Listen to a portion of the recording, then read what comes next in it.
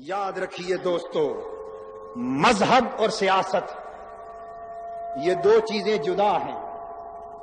مذہب اور سیاست یہ دو جدا چیزیں ہیں، مگر دین اور سیاست جدا نہیں ہے۔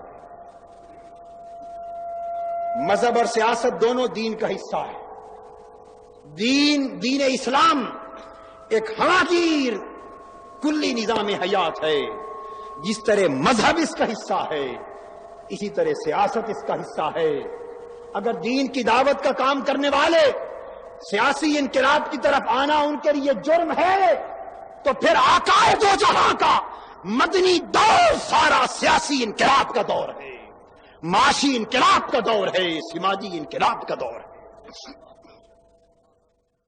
کی بات ہوگی، اب غلامی کی بات نہیں ہوگی، اب بھی کئی